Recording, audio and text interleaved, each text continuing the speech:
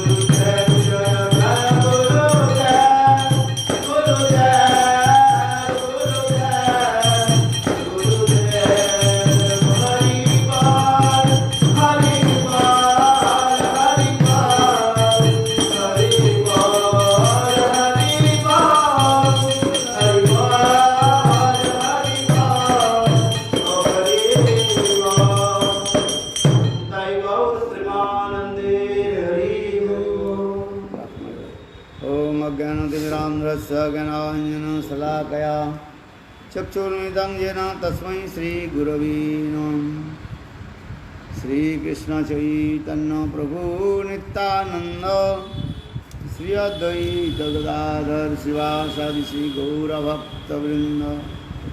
हरे कृष्ण कृष्ण कृष्ण हरे हरे, हरे राम राम राम हरे हरे। और सब ठीक है वृंदावन सब कुछ सब बढ़िया। हम लोग सर्वप्रथम मेरे गुरुपाद पद्म नित्य लीला प्रविष्टं विष्णुपाद अष्टोत्तर शतवाद भक्ति वेदांत शिलवामन गोस्वामी महाराज एवं नित्य लीला प्रविष्टं विष्णुपाद अष्टोत्तर शतवाद भक्ति वेदांत शिलनारायण गोस्वामी महाराज के अभय चरण कमलों में अनंतगढ़ी साष्टांग दंडवत ज्ञापन करता हूँ। तत्पश्चात नित्य लीला पृष्ठम विष्णुपाद अष्टोत्तर भक्ति वेदांत स्वामी महाराज एवं उपस्थित पूज्य चरण सेवा माधव महाराज सिंह महाराज एवं समस्त वैष्णव की चरण कमलों में मेरा यथा दंडवत प्रणाम स्वीकार हो। हम लोग श्री चैतन्य चैतामृत ग्रंथ से मध्य लीला अष्टादश अध्याय 18 अध्याय 34 नंबर श्लोक को हम अध्ययन कर रहे हैं। जब चैतन्य महाप्रभु वृंदावन में पधारे, कैसे चैतन्य महाप्रभु भाव में आविष्ट होकर के कीर्तन आदि करते थे। विशेष करके मानसी गंगा के स्नान के उपरांत चैतन्य महाप्रभु गिरिराज गोवर्धन की परिक्रमा प्रारंभ की शुरू किया और गिरिराज गोवर्धन की देखते ही महाप्रभु के हृदय में वह बेनिगुत की कथा स्फूर्ति हुई। इसलिए चैतन्य महाप्रभु उस श्लोक के बहुत सुंदर रूप में सुस्वर से कीर्तन किया। हंतायोद्री अबला हरिदास वर्जो जद राम कृष्ण चरण स्पर्श प्रमोद मानं तनोति सहगो योर्जत पानीय सुजबस कंदर कंदमूलई।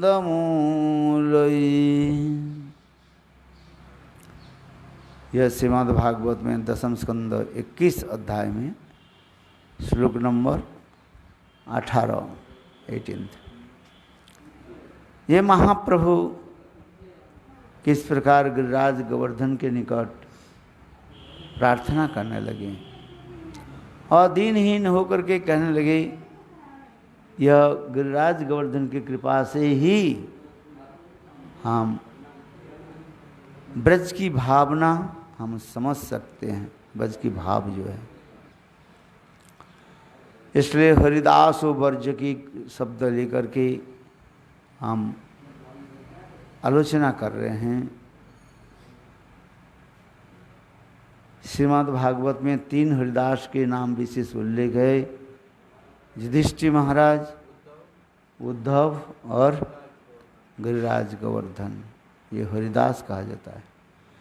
इसी संदर्भ में श्रील गुरुदेव कहते हैं, गुरुदेव ये हरिदास होना बहुत कठिन होता है। पहले अपने के गुरुदास वैष्णवदास होकर के सेवा आदि करें, तब धीरे धीरे हम आगे बढ़ेंगे। इसी पुराण में हम लोग भी कथा प्रसंग भी का श्रवण किया था कई दिन। एक होता है गुरु ब्रुव होता है और एक होता है शिष्य ब्रुव। शिष्य ब्रव उसकी कहते हैं जिसका गुरु से यथार्थ कोई संबंध नहीं है, किंतु किसी को मारने के लिए व किसी के स्पर्धा करने के लिए, किसी से ईर्षा करने के लिए, तामसिक भावनाओं को लेकर वह कपटतापूर्वक गुरु पदाश्रय करता है। इसके उदाहरण एकलव्य को ही दिया गया, जिस कथा हम लोग भी श्रवण किया। और आगे दूसरी जो है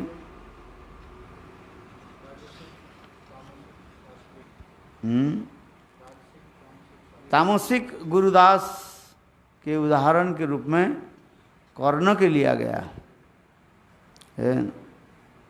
कर्ण भी हिंसा परायण थे वो, अर्थात अर्जुन के साथ विद्वेष करते थे।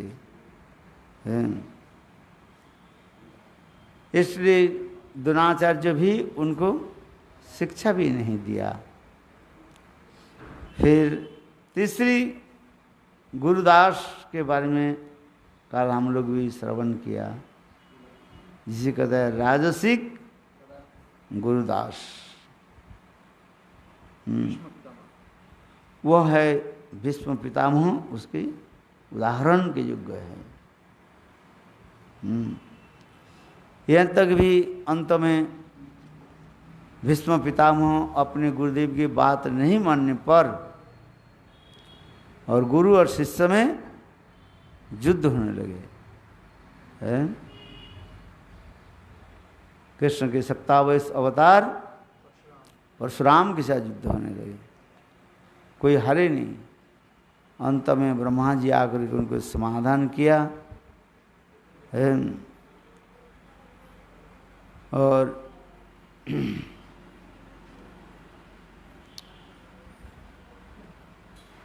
यद्यपि इसमें कोई पारमार्थिक कारण नहीं था, इसलिए ऐसे शिष्य को भीष्म जैसे लोगों को यहाँ पर राजसिक कहा गया।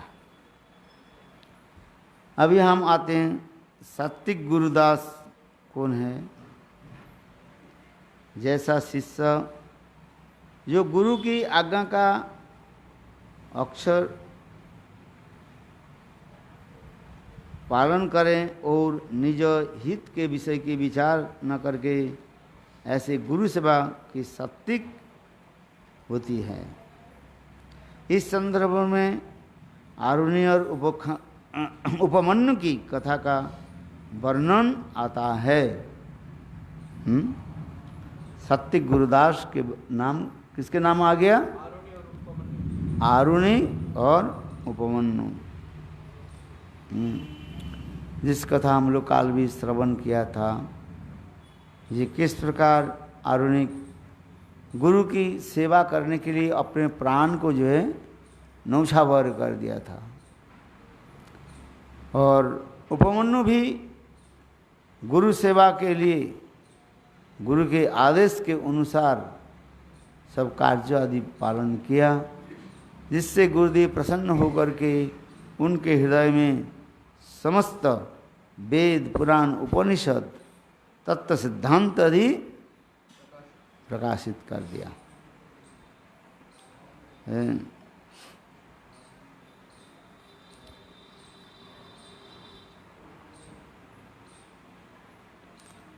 अभी कौन सा चैप्टर चल रहा है हमारा?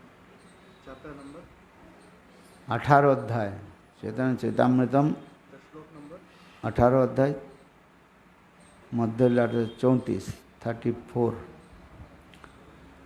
अभी हम फिर चलते हैं। पांचवा जो है कहते हैं निर्गुण गुरुदास के बारे में हम अभी आलोचना करेंगे। क्योंकि गुरुदास के बाद ही तो हरिदास बन सकता है।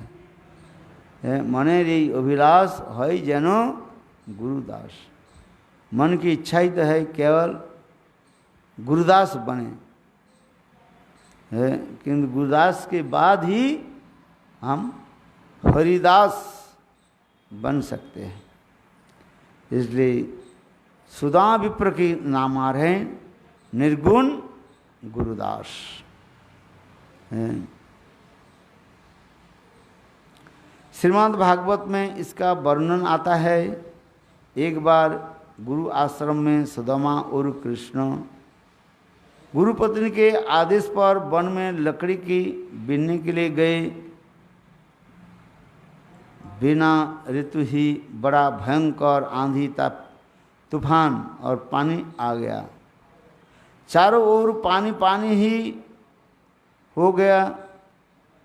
तब तक सूर्यास्त हो गया था और घना अंधकार फैला गया, इसलिए वे वापस आश्रम नहीं लौट सके। प्रातः काल में सांदीपनि मुनि उन्हें खोजते हुए वन में आए। उन्होंने देखा कि ये दोनों सिर पर लकड़ी की गट्टर रख कर खड़े हुए हैं।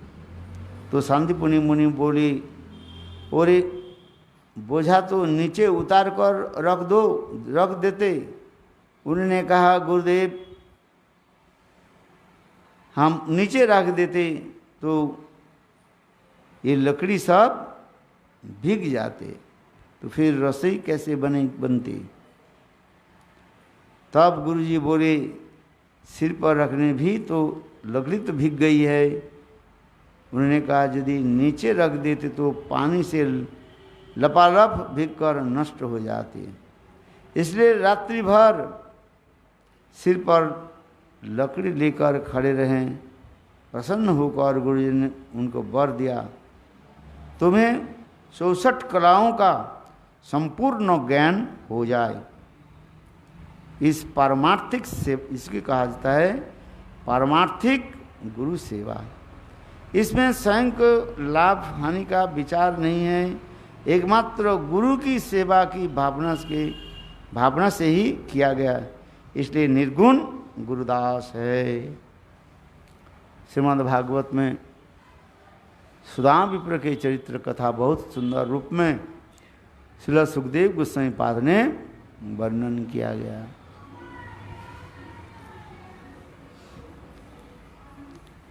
फिर छठवां गुरुदेव के बारे में, गुरुदास के बारे में हम आ रहे हैं। इसमें श्रेष्ठ गुरुदास महाप्रभु के सेवक गोविंद है। महाप्रभु की सेवा करते थे। कौन? गोविंद। उनकी की सेवा की निष्ठा अनूठा था।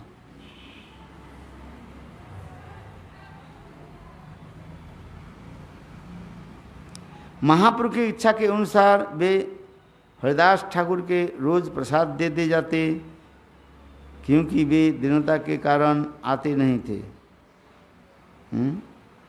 महाप्रभु जिसको प्रेम करते थे उनसे गोविंददास का संबंध था। महाप्रभु का जिससे संबंध नहीं था उससे उनका भी संबंध नहीं था। शिष्य भी ऐसा होना चाहिए। गुरु का जो प्रिय है वह शिष्य को भी प्रिय होना चाहिए। गुरु शिष्य मान्य अपना, गुरु सेवक मान्य अपना। जो गुरुदेव के, हमारे गुरुदेव के जो सेवा करते हैं वो हमारा प्रिय है। एक दिन महाप्रभु गंभीरा में द्वार पर शयन करने लगे। अर्थात महाप्रभु नित्य प्रत्यह प्रसाद ग्रहण के बाद गंभीरा के द्वार पर जाकर के शयन करते थे। महाप्रभु जानबूझ करके उस दिन उस द्वार के सामने ही लेट गए। और गोविंद नित्य प्रत्यह की नियम था, महाप्रभु के पाद सम्मान के बाद ही जाकर महाप्रभु के उच्छिष्ट प्रसाद भोजन करते थे। उस दिन महाप्रभु द्वार पर जैसे लेट गए थे, किंतु गोविंद भीतर नहीं जा पाया। उन्होंने महाप्रभु से निवेदन किया कि मुझे भीतर जाने दीजिए। दरवाजा के लिए सामने तो महाप्रभु लेट गए, इसलिए गोविंद कहने लगे, प्रभु मुझे भीतर जाने के लिए तो कृपा करें। महाप्रभु ने कहा, मुझ में अपने शरीर को हिलाने के डुलाने की भी शक्ति नहीं है। ऐसे महाप्रभु लीला करने लगे। महाप्रभु ने, गोविंद मेरा आज शरीर में दर्द है, आज शरीर को मैं हिला नहीं पा रहा हूँ। गोविंद अनेक बार अनुरोध करने पर भी महाप्रभु ने पुनः वही उत्तर दिया कि मैं शरीर को उठा नहीं पा रहा हूँ, मेरा बहुत शरीर में दर्द है। तब गोविंद जी ने अपने बहिर्वास को महाप्रभु के ऊपर डाल दिया और उनके बाद पाद संवाहन आदि करने लगे। हैं, महाप्रभु तो सो गए ना दरवाजा के सामने, तो अंदर आकर के कैसे महाप्रभु की सेवा करें। इसलिए गोविंद ने किया कि अपने उत्तरी वसन जो है, वस्त्र जो है, महाप्रभु के ऊपर डाल दिया और डाल करके उन्होंने लंघ कर गोमीरा के भीतर चले आए।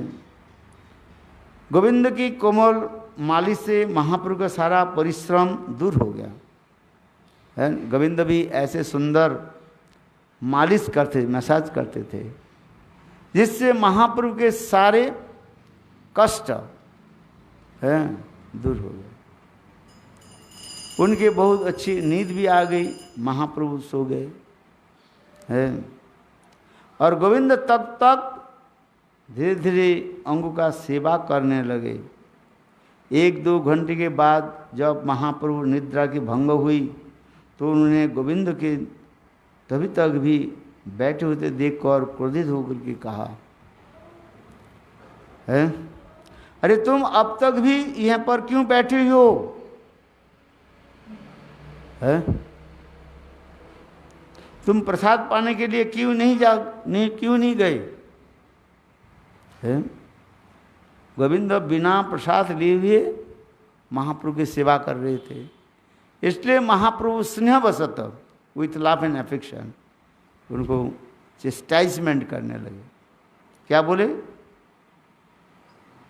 ये अभी तक वह प्रसाद नहीं लिया और हमारी सेवा के लिए आप अंदर बैठे हो। गोविंद ने की कहा कि आप तो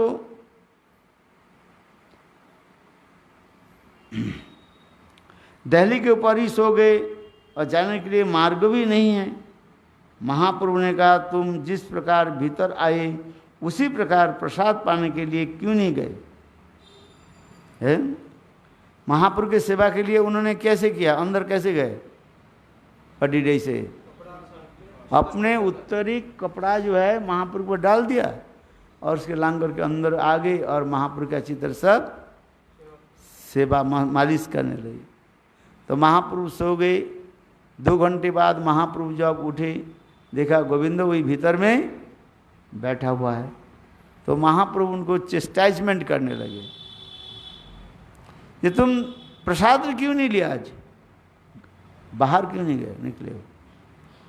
तो गोविंद ने पहले कोई उत्तर नहीं दिया, परंतु मन ही मन यह कहने लगे, मेरा तो सेवा करने की नियम है, भले उसमें मेरा अपराध अथवा फिर नरक में जाना पड़े, किंतु महाप्रभु के सेवा के लिए करोड़ों करोड़ों अपराध भी परवाह नहीं करता, किंतु अपने भोग के लिए अपराध के आभास से भी भय करता हूँ। देखो है, महाप्रभु ने कहा तुम जैसे अंदर आए थे ऐसे चले जाते। तो गोविंद ने क्या कहा, मैं तो अंदर में आया था आपके सेवा के लिए, और अभी अंदर से बाहर जाऊं तो क्या होगा? अपने सेवा के लिए हो जाएगा, इसलिए मेरा अपराध हो जाएगा, हैं? ये भी एक अपूर्व सेवा की वैशिष्ट दिखा रहे हैं। इसलिए कह रहे हैं महाप्रभु भक्तों के गुणों को प्रकाशित करने में बहुत आनंदित होते थे।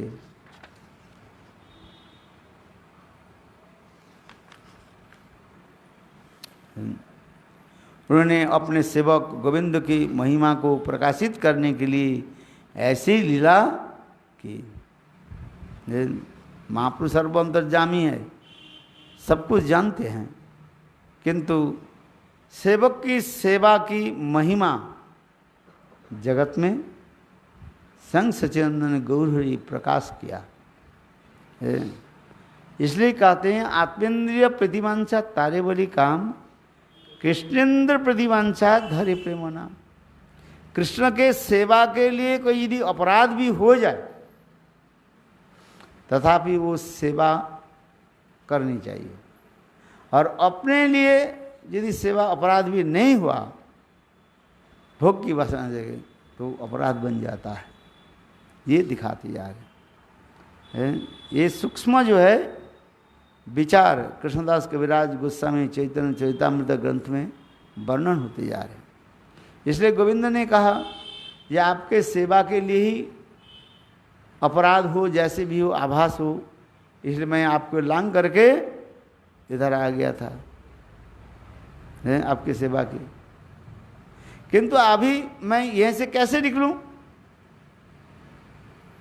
आपको लांग करके जाना अपराध हो जाएगा, किंतु आपके लांग करके जाने के लिए मेरा उद्देश्य क्या रहेगा?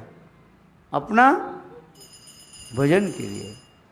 इसलिए अपना भोजन आदि त्याग दे करके महाप्रभु की सेवा की एक चरम वैशिष्ट दिखाया है।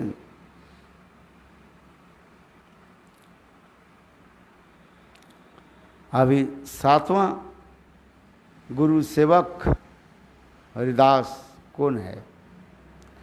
इसके स्वरूप में स्वयं कृष्णदास कविराज गोस्वामी बोलते हैं, ये स्वरूप दामोदर और राय रमानंद ये सर्वश्रेष्ठ गुरु सेवक है।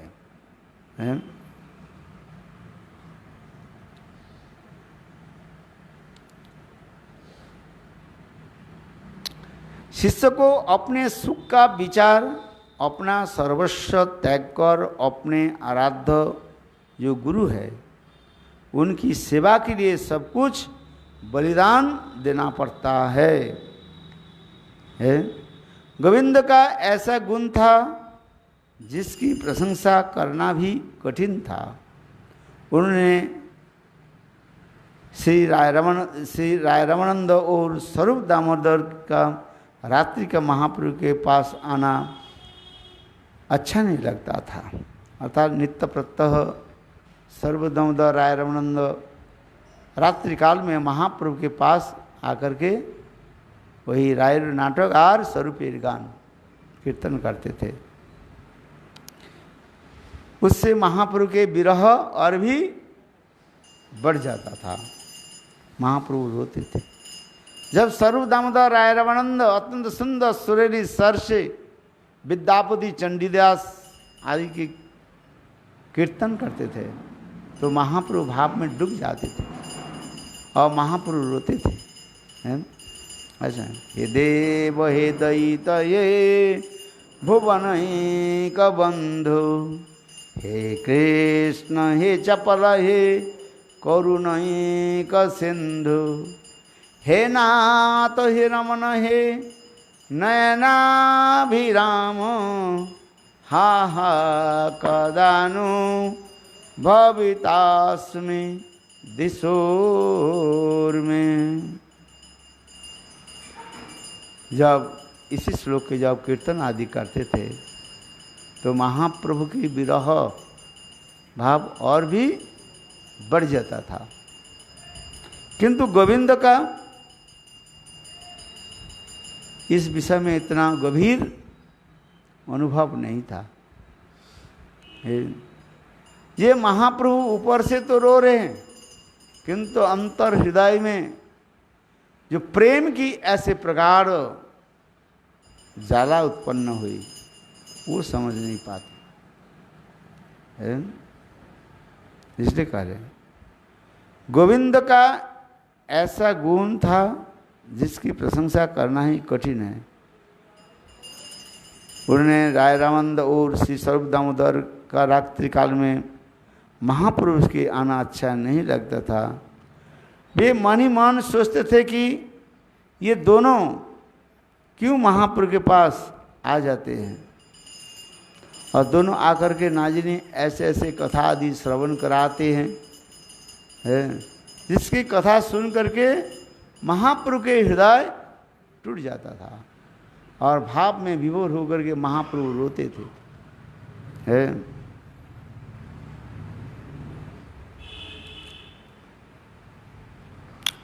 इसको देख करके महाप्रभु के रोना देख करके महाप्रभु के सेवक गोविंद स्तब्धीभूत हो जाते थे और मन ही मन यही चिंतन करते थे ये स्वरूप दामोदर रायरानंद महाप्रभु के पास क्यों आया, नहीं आते और वे लोग ऐसे विरह की कीर्तन नहीं बोलते हैं।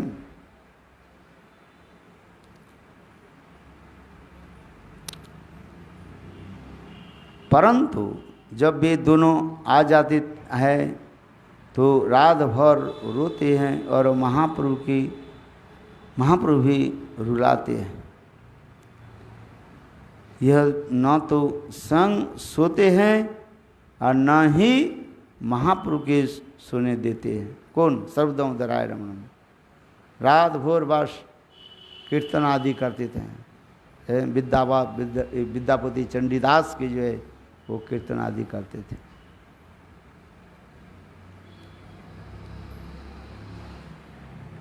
परंतु गोविंद कुछ कह नहीं सकते हैं, केवल चुपचाप बेचारा ठुकर ठुकर कर देखते थे और ये दोनों चले जाके और मन ही मन विचार करते थे ये कब ये दोनों महापुरुष से तो चले जाए। गोविंद सब कुछ सुनते थे किंतु उनको रोदन देख करके उनका हृदय ही भीता रहता था। यह इतनी बड़ी ऐसा है कि उसे जब तक उस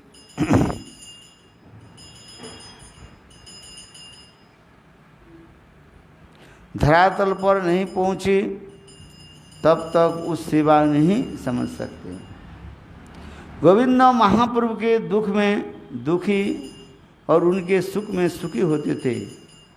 वे ही उनके सर्वस्व जीव के आधार स्वरूप है। ऐसे लोग ही वास्तव हरिदास कहते हैं। श्री गुरुदेव कहते हैं ये वास्तव हरिदास कौन है, यही विचार दे रहे हैं। एक तो पहले कहता है गुरु ब्रह्म, एक राजसिक गुरु, तामसिक गुरु हैं और सात्विक गुरु, निर्गुण गुरु, मैंने निर्गुण गुरु नहीं, निर्गुण गुरु सेवक हैं। सात्विक गुरु सेवक, निर्गुण गुरु सेवक हैं।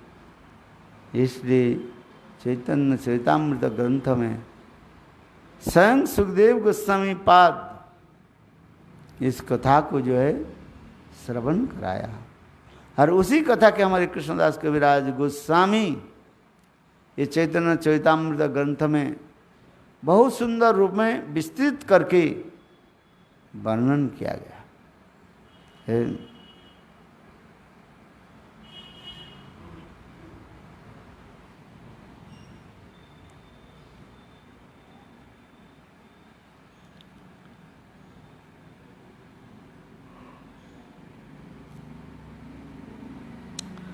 महाप्रभु ने गोविंद कुंड तीर्थ में स्नान किया और उन्होंने वहीं पर सुना था कि श्री गोपाल गांठुली ग्राम में है। मैंने वो कथा जो श्रवण किया था, ये महाप्रभु ने कहा वृंदावन जाइबे ना रहिबे चिरकाल, और गोवर्धन चढ़िया ना देखिबे गोपाल है।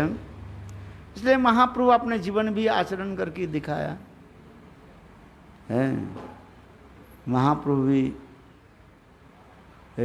अधिक समय तक वृंदावन में नहीं रहे, और चैतन्य महाप्रभु यद्यपि स्वयं वही कृष्ण है, और उन्होंने क्या कहा जी, गोवर्धन चढ़िया ना दिखवे गोपाल। महाप्रभु ने गोविंद कुंड तीर्थ में स्नान किया, और उन्होंने वहीं पर सुना है कि गोपाल गांठुली गांव में है दर्शन दे रहे हैं।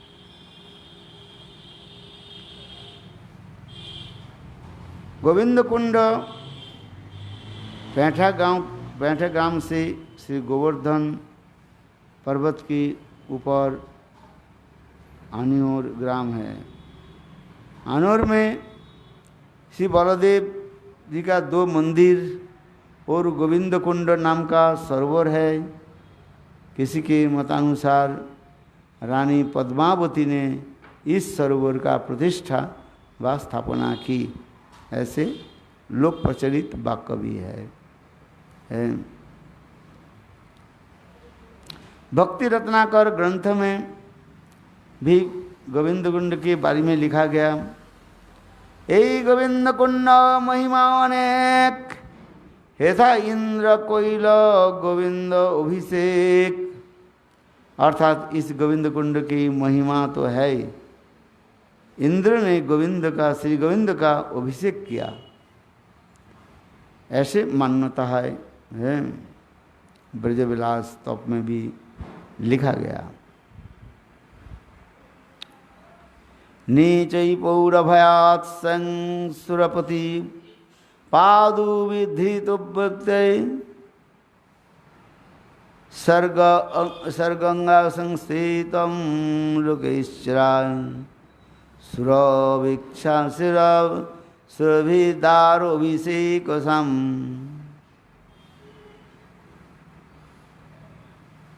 गोविंद दासस्त नव गावाभिधाम राज्य कुंड स्फुट कौतुकम। तो ये जो महा अद्भुत सदा तस्तु तत् गोविंद कुंडम दृश्य। श्री कृष्ण के प्रति अपराध के कारण इंद्र बहुत भयभीत हो गए, और स्वयं दीन भाव से गौओं के यानी गौ माता के आधिपत्य में राज्य में अर्थात ब्रज में आकर गोविंद देव की चरण जुगल को जो धारण करके सुरभि के द्वारा निज सर्ववांछा मनभीष्ट पूर्ति है।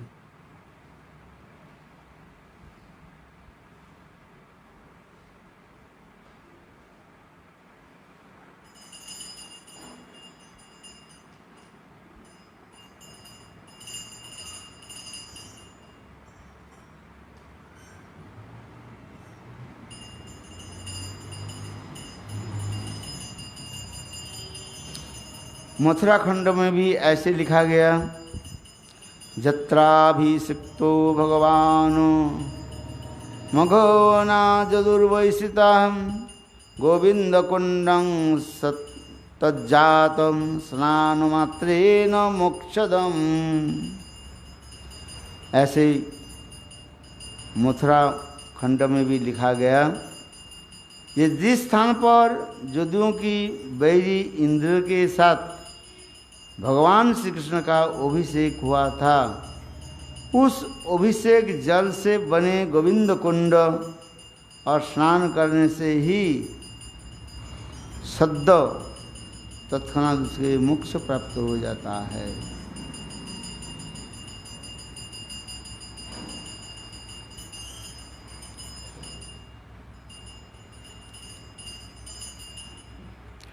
गांठोली ग्राम गोपालपुर अथवा बिलछुरा का अति निकटवर्ती ग्राम है। जनश्रुति है कि यहाँ पर ब्रज नवजुव जुगल सरकार राधा कृष्ण का प्रणय ग्रंथि बंधन हुआ था। भक्ति रत्नाकर में भी ऐसे उल्लेख है, मैंने राधा कृष्ण की विवाह की ऐसी गांठ बंधन की कथा वर्णन है।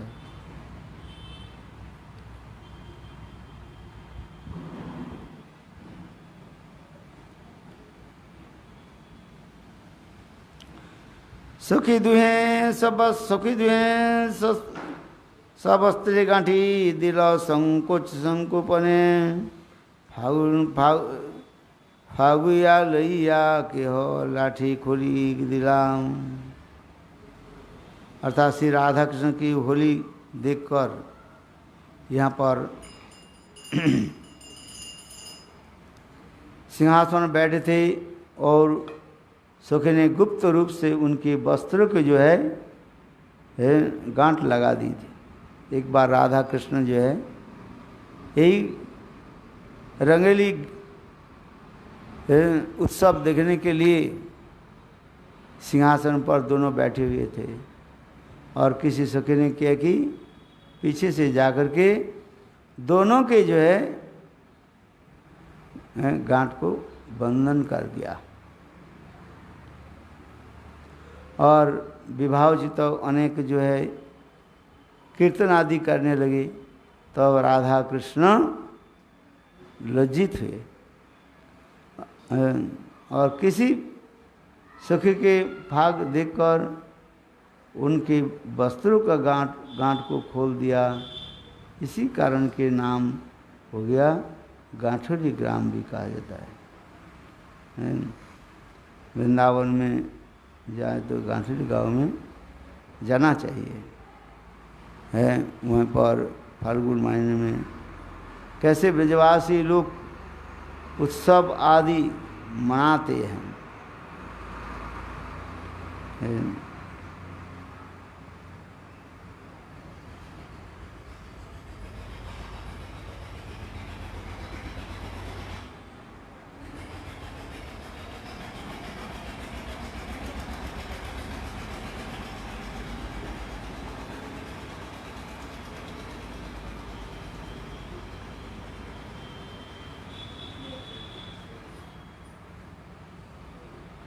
चलो आज हम लोग इसी कथा को यहाँ पर विराम देते हैं। जिससे मन महाप्रभु कैसे वृंदावन में आकर के अपने चिर परिचित वो जो स्थान सब आदि दर्शन करने लगे। कमल नयन श्री कृष्ण ने जिस बाईं भुजाओं के द्वारा गिरिराज गोवर्धन के उठाकर क्रीड़ा के कौतुक की ऐसी वह क्रीड़ा व्यवहार किया था जो वही बाईं भुजा ही तुम्हारा पालन करे। इसी प्रकार भक्ति रसामृत सिंधु में वर्णन किया गया। अर्थात कृष्ण बाएं हाथ के द्वारा है जो गिरिराज गोवर्धन के जो है उठाया था और वही भगवान की बाएं भुजा ही हम लोग के पालन करें।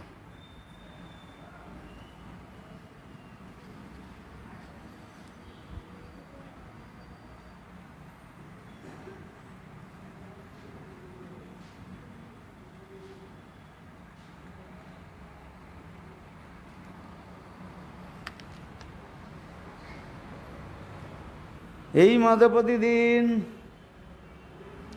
গোপালে দেখিলা चतुर्थ दिवसे गोपाल समंदिरे गेला। इसी प्रकार चैतन्य महाप्रभु नित्य प्रत्यह वह गांठोली गांव में आकर के गोपाल को जो है दर्शन करने लगे। है।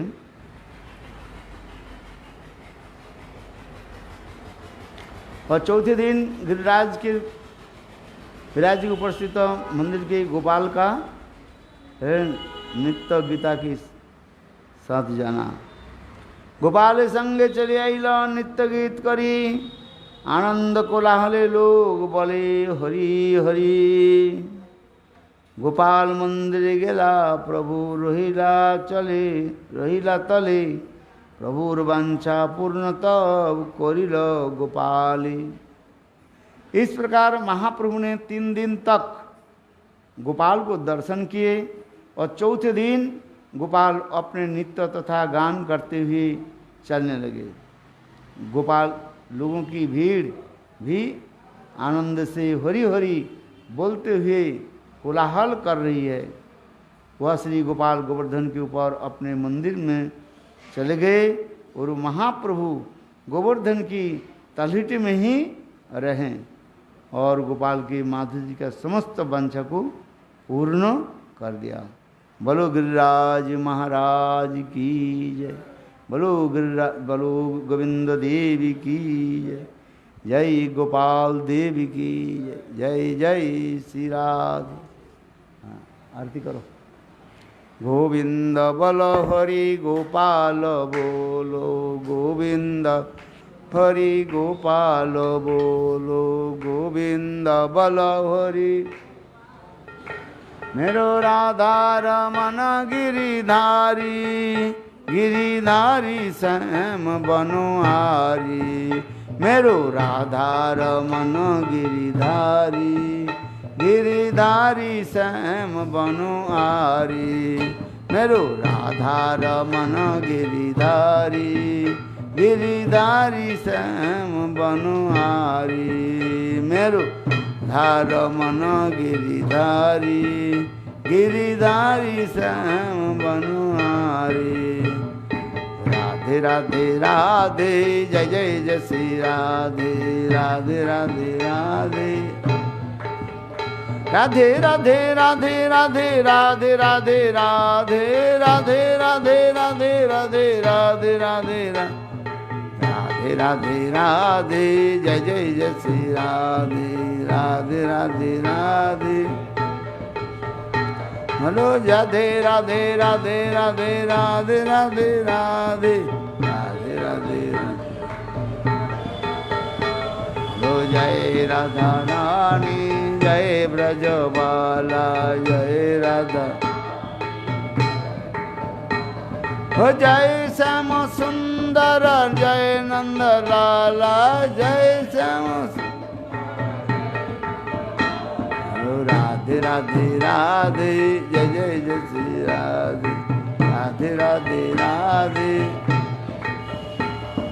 हरे कृष्ण कृष्ण कृष्ण हरे हरे हरे राम राम राम हरे हरे हरे कृष्ण।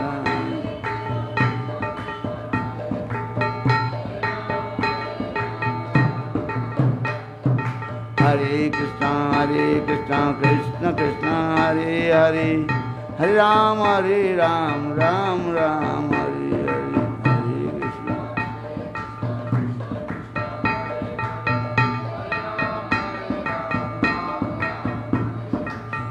गौर हरि बोल हरि बोल हरि बोल हरि बोल ताई गौर हरि बोल हरि बोल हरि बोल।